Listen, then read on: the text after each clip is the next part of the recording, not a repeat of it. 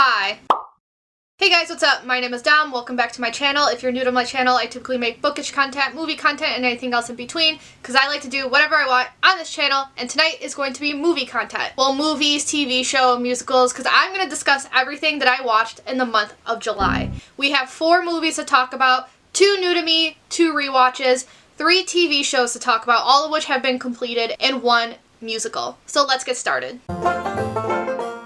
So the first movie I watched in January, and therefore the first movie I watched in 2023, was Megan. This is about a toy doll that has to protect a little girl, and she eventually starts killing people. We've all seen the advertisement of this movie on Twitter. It's the whole reason I went to watch this movie. I went into it hesitantly because I'm like, it's Twitter. And I have thoughts. Critics were raving about this movie, and so was Twitter. The reviews were great. My friends were raving about it, and I was like, you know what? I have got to see this movie. And you know, I think it's overrated. That's just me. I think y'all hyped this movie up way too much, more than it should be. I was severely disappointed in the final product. I ended up giving it 2.5 out of 5 stars. See, I knew this movie wasn't going to be scary, so that has nothing to do with what I ended up feeling about the movie. I went into this movie thinking it was going to be camp. Just some campy, fun nonsense, because that's what the advertising was. I feel like I ended up watching a different film than what was advertised to me, because all the trailers made this out to be super campy, you know, with the dancing, and I feel like it was anything but. It wasn't campy enough for me. I just thought it was like kind of like a generic thriller story, because I'm sure you've all seen the dance scene on Twitter, and yes, that was in this movie, but like now that I've seen it with context, what was the point of that dancing? Like, it just seems so random and misplaced. There were a few like other campy things. Like there's one scene where Megan's literally crawling on all 4s as she chases a guy. Like, okay, that's camp to a sense. They tried to be campy when she was singing Titanium. If anything, it felt flat. It was super random and out of place, and I was very confused. And I don't know, I really just thought this was like okay in a sense, but like a lower end of okay. And just as a doll, because it was also sold to us that she's like this evil doll, you know, and like I just feel like she could do a lot more. She could have done a lot more than what she did. It's just so weird because comparing Megan to like other horror character aspects, what she did to me, what she did throughout the whole film, just felt like other characters' beginnings. By the time this movie was over, all her actions that she committed, if it were any other horror character, we would only be a quarter of the way through their movie. By the end of the movie, I felt like I missed out on something because everyone in my theater loved it. People were cheering, people had commentary. I saw it alone, so maybe that's part of it. So I guess maybe this movie is just one you really need to watch with friends to get a proper experience. And I was like reading what other people had to say. They said with their friends, they had the time of their lives, were laughing their way through it. If anything, this is a movie I would recommend to like 11, 12-year-old kids who want to get into horror but are scared to see something like actually scary. Despite my grievances, I feel like this movie would be like a good leeway. However, just some positive things. I actually had no idea Megan was played by a real person until like 5 minutes before I saw the movie. I genuinely thought it was like an animatronic with a bunch of CGI, but that's only the face. Like, just like the face is a mask. Megan's played by a professionally trained dancer, and it's just so weird to me. The reason I thought it was an animatronic was because of how robotic her movements are. So shout out to that girl for being able to do that. Also, the little girl Katie, the human friend, she's played by the girl who played young Nell in The Haunting of Hill House, and she acted her ass off. She stole the scene, even more so than Megan sometimes, but especially if Megan wasn't in the scene. She stole the scene from these adult actors who have been in the field a lot longer than she has. She has a future in horror especially, but she just has a future in acting, and I better see her win an Oscar in the future because she put her whole career into this role, and I love that for her. Also, it took me the whole movie to figure out why I recognized the aunt. The aunt plays Kit Snicket in the series Unfortunate Events. She's also in Get Out. She's the white girlfriend. It's just funny to me because throughout the whole movie I couldn't help but think she has the face of someone who's a pilgrim who came to America on the Mayflower. But yeah, that's my thoughts on Megan. Let's move on. This is not that good. Y'all fucking lied. I rewatched Rogue One, A Star Wars Story. This takes place in between episodes 3 and 4.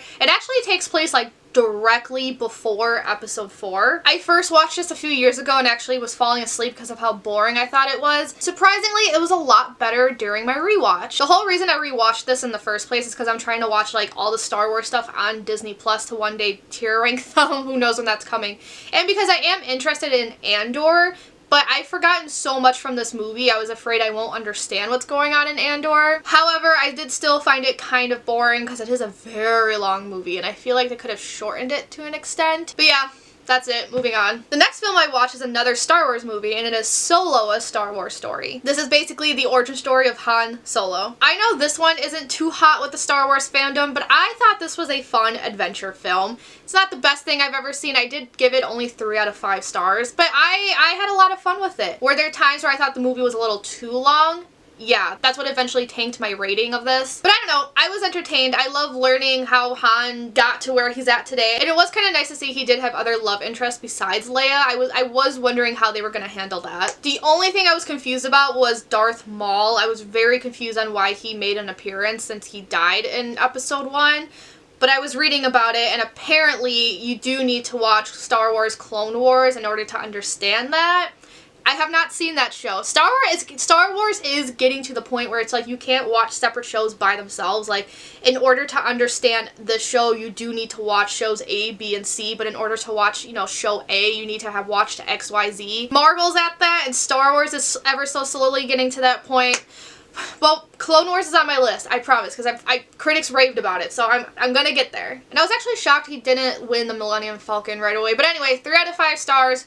Fun adventure story, just a little too long. I do think critics were a little too harsh on this film. Then the last movie I watched in January was Baz Luhrmann's The Great Gatsby. This takes place in the 1920s. It's about a man trying to relive his past. I know a lot of my fellow Americans, we had to read this book in high school, and funny enough, I wasn't the biggest fan of this book in high school because I feel like my teacher kind of just beat us over the head when it came to all the symbolism.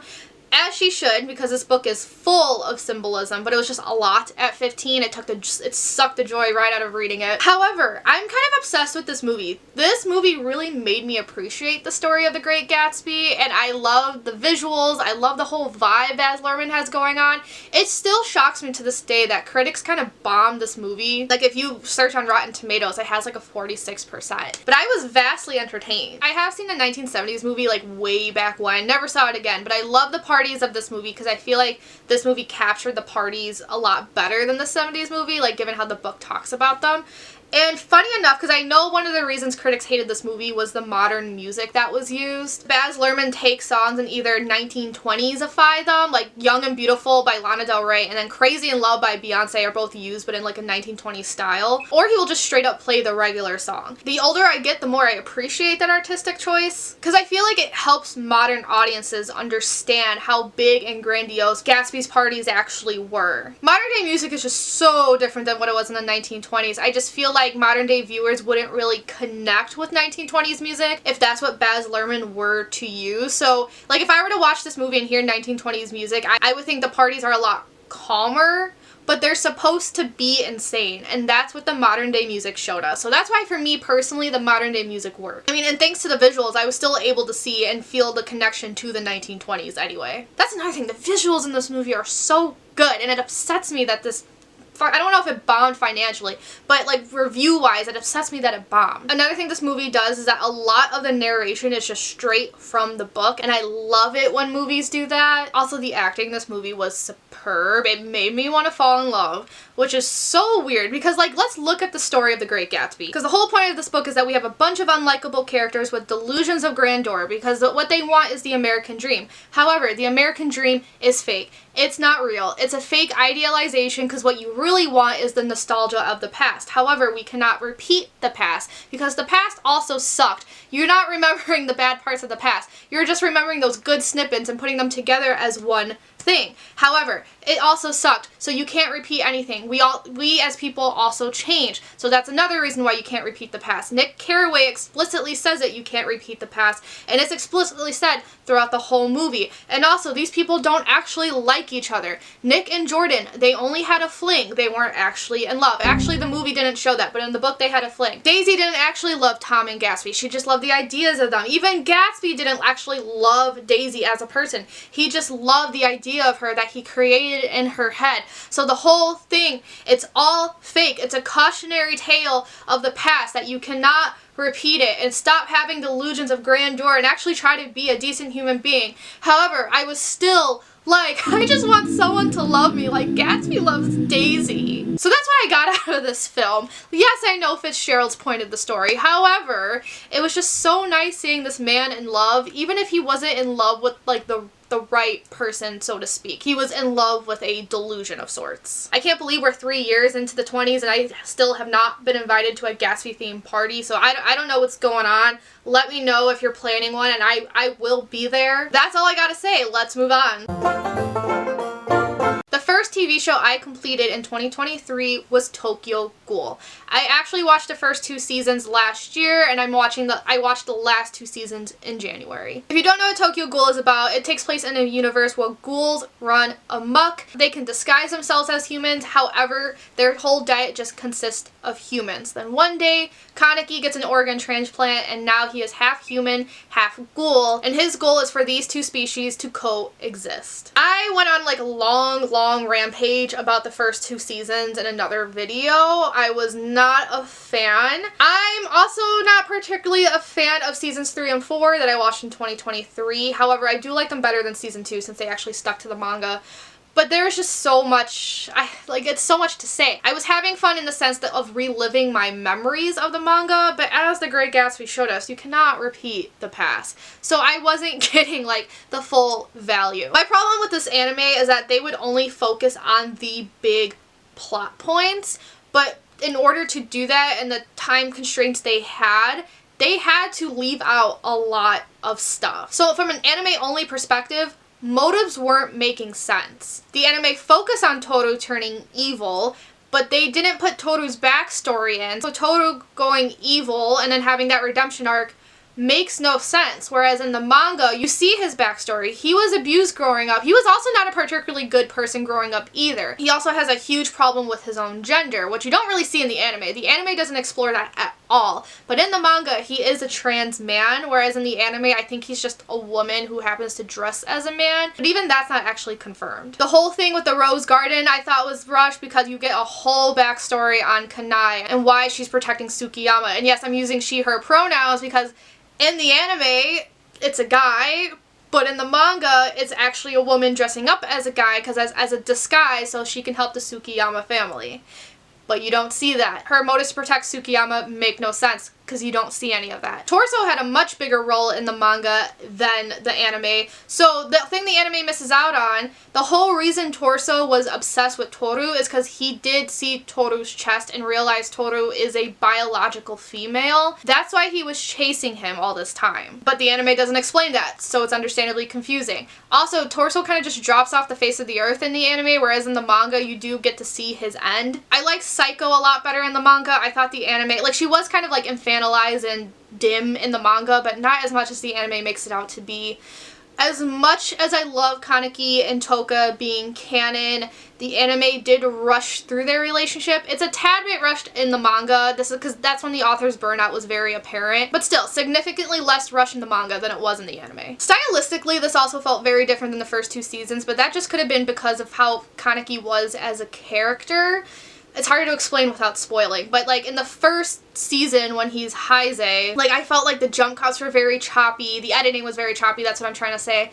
The use of PowerPoints was weird, the humor was really weird, the music was off, but then when he like went back to being Kaneki, the style went back to being what it was like in the first 2 seasons, so I'm now inclined to say it was more of a stylistic choice.